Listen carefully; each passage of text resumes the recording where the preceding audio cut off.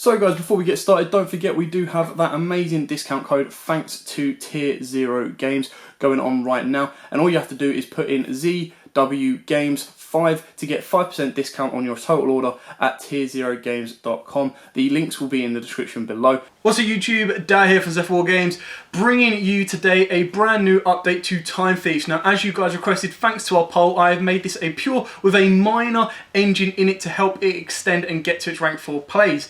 Now, without further ado, I will explain the deck as we go through it. Let's get into today's profile of Time Thieves. Now, Time Thieves were a TCG exclusive that came out, I believe, all the way back in Savage Strike. Now, it's only received 2 sets of support, I believe. Fingers crossed we get some more. But we've got the main Time Thief engine here, we've got the additional extension engine here, which I'll explain the other alternatives you can use, and then we've got the extra deck here.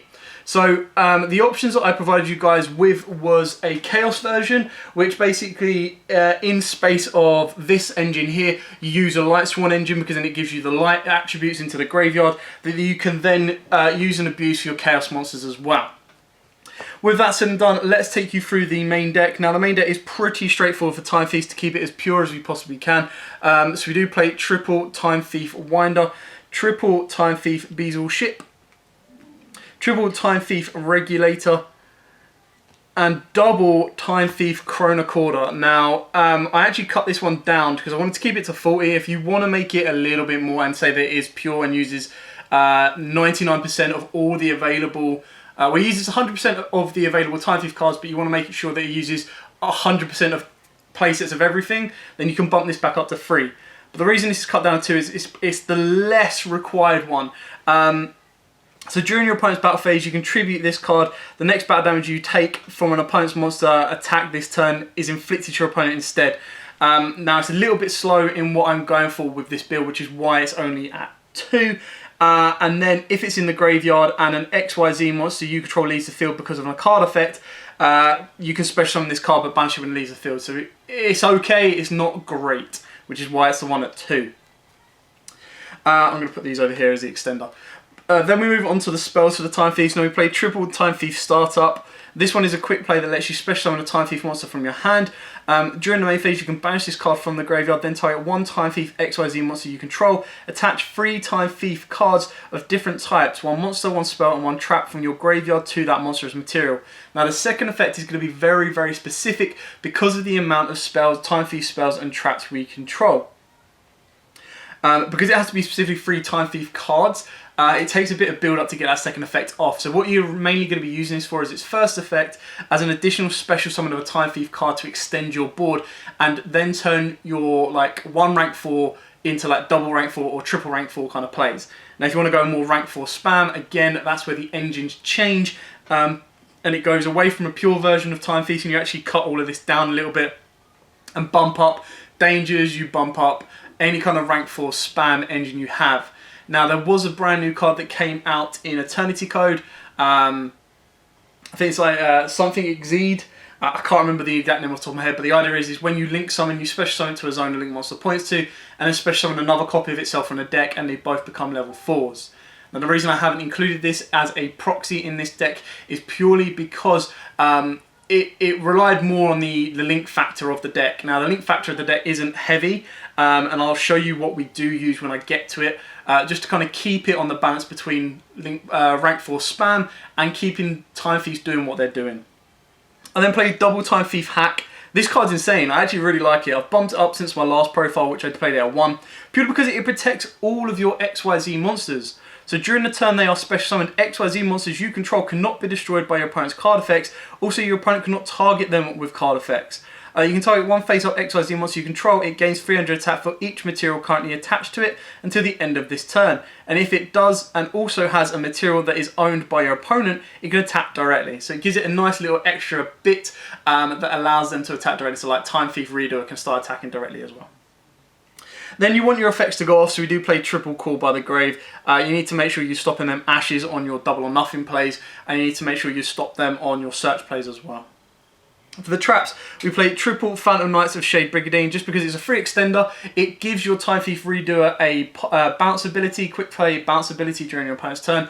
And as long as you control your graveyard correctly, you should be able to resolve this as many times as possible.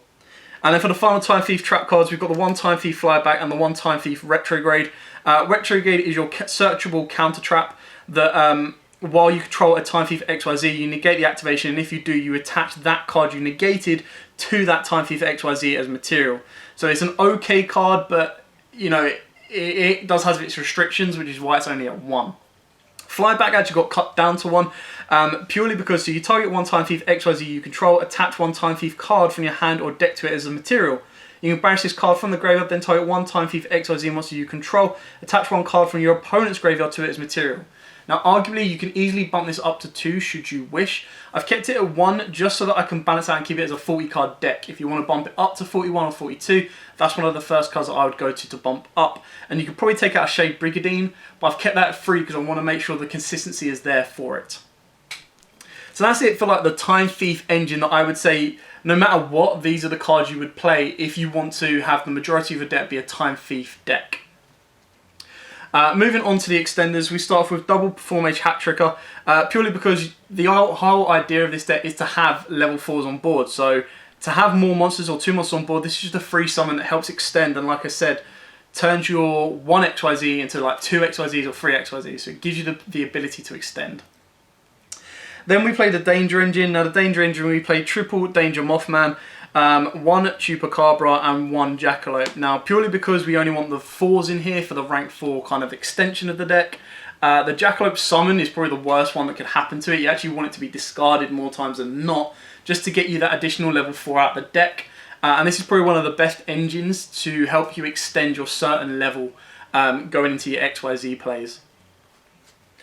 We then play Double Goblinberg, nothing better than an actual like monster that's searchable that gives you another level 4 on board. The only issue with this is it does clash with your Retrograde, because the Retrograde requires you to control no monsters. So you normal summon Retrograde, get you 2, and then that's where the dangers come in to extend the board to give you more.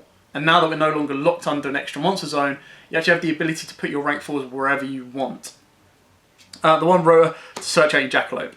Now, for the defensive plays, in order to keep this protected as best as you can, you do play the triple Gamma and the 1 Driver, because the link monster you're going to go into is going to be your Lambda, purely because you have the ability to go into Lambda, to go into the Bujin Anashima, and then still continue to play your rank 4 plays as well. So being able to back up and protect your cards, what you kind of want to be ending on is, if you are forced to go first with this deck, you need to be able to end on more than just a Bagooska pass. So you want to be able to go to like a Lambda with protection, and you want to be able to go to a Bagooska. That way you've got 2 forms of interruptions, and if you can extend to a Time Thief Redoer as well, you're pretty much tripling up on your interruptions during your opponent's turn, and then when it comes back to you, you go into your Utopia Double or Nothing and just finish the game off then and there.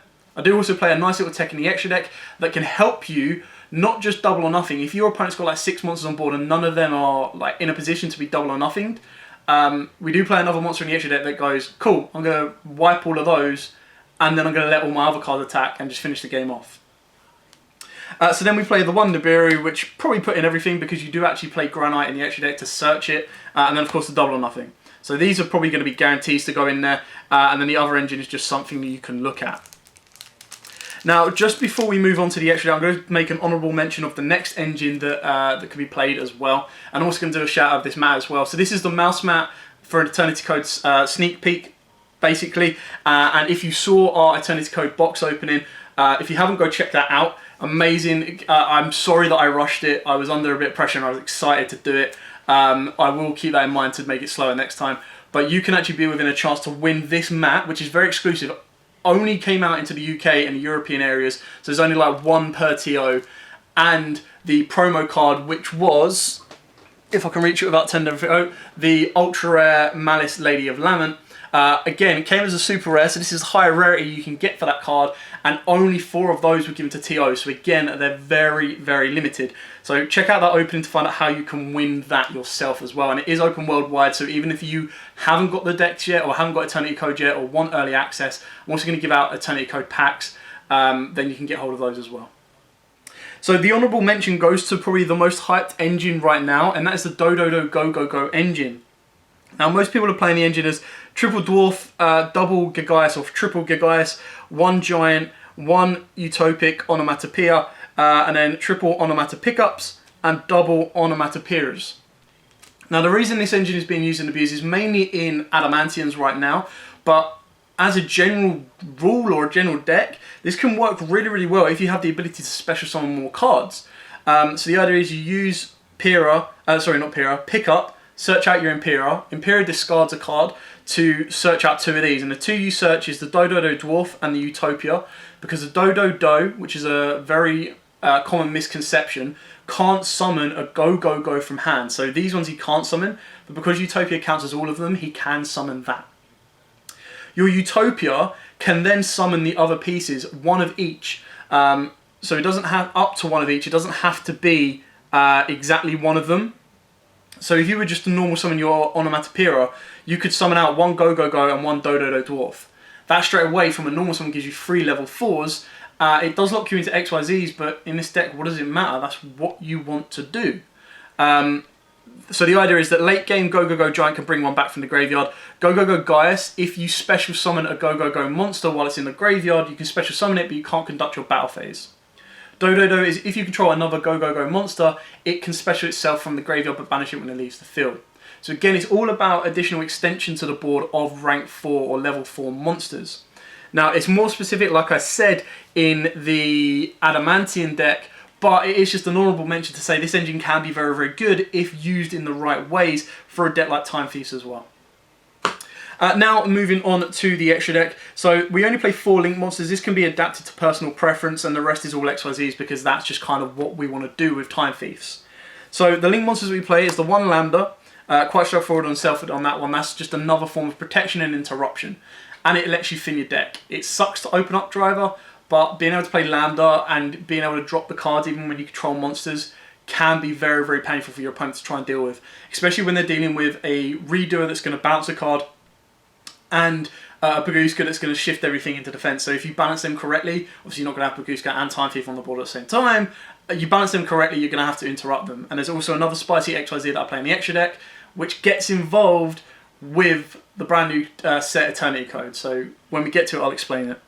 We've then got the 1 Bujinki Amishima. So this card is just 2 monsters with the same level, and then it lets you special summon 1 from the hand and 1 from the grave at the same level, and then instantly XYZ.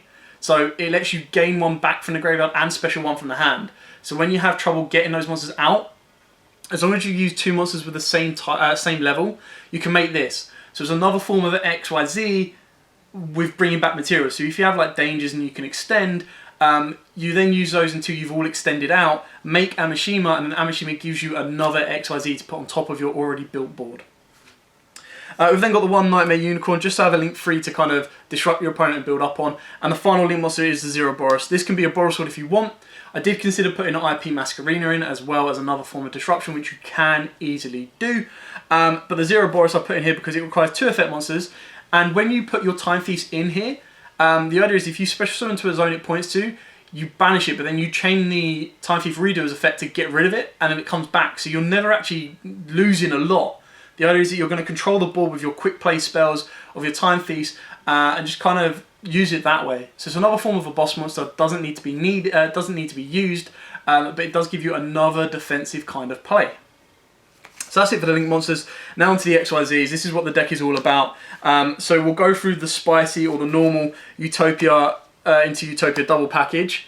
But then the spicy card that I do use is the 1 Utopia Beyond. Now, the reason this is so good is Utopia Double makes it 6k. This goes on top of Utopia Double. Double makes it 6k. Now, so you're not going to be able to negate his attack unless you get Utopia on board. If you get Utopia on board as well, you can negate his attack and make him a 12k beta. But the idea is when he is XYZ summoned, the attack of all monsters your opponent currently controls becomes 0. So this can be swinging in for a dead 6k regardless of what monster they've got on the board. Maybe 12k if you make Utopia as well.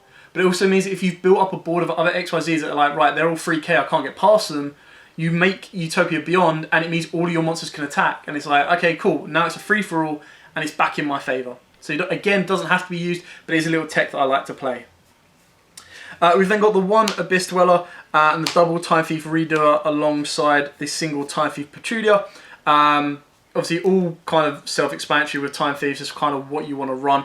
If Protruder was just revive an XYZ, then it'll be even better, but it is only revive a Time Thief XYZ, so it's just looping these 2 here. You've then got your standard Granite to search out your Nibiru, the one Baguska for defensive plays, and the one Tornado Dragon for the back row hate. Now the last card I've got in here is purely so that when we get the Grave Digger's Trap Hole, which is the new trap hole that comes out in Eternity Code, you can put her straight in and she's another form of disruption. So this with Time Thief is so good. And that is Trap Tricks Rafflesia. Now if you don't want to play Rafflesia right now because you're not going to get the Grave Digger Trap Hole, you can put in stuff like a Daguerreus for additional draws and additional summons as well. So entirely up to you on what you want to go with this. It's just a card that I haven't played a lot of outside of Trap Tricks, and I really rated it when it first came out. So when we've got this brand new Trap Hole card, it's great to use and abuse, and I think it does the job very nicely. Anyway, that is it for the profile. I hope this has given a couple of ideas for your own build. Like I said, there's a Chaos version, there's a normal version, or a Purish version, which is what I count this as, because it does only have like 10 cards in the deck that is a supported engine.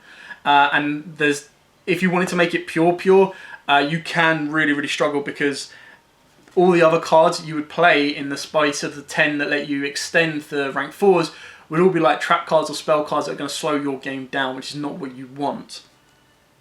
The other one is where you just make it rank 4 spam, which is where you take out all the traps, you minimise the limitations on it, and you literally just go Soul of Danger engine plus like a Phantom Knight engine and another rank 4 kind of spam engine, basically. Anyway, that is it for the Time Thief profile. I hope you liked it. I hope it's given you a couple of ideas. Don't forget to check out our Eternity Code opening for your chance to win the promotional mat, plus cards and promotional packs as well. And go from there. So for now, thanks for watching. Don't forget to like, comment, subscribe, share. And until next time, guys, as always, happy dueling.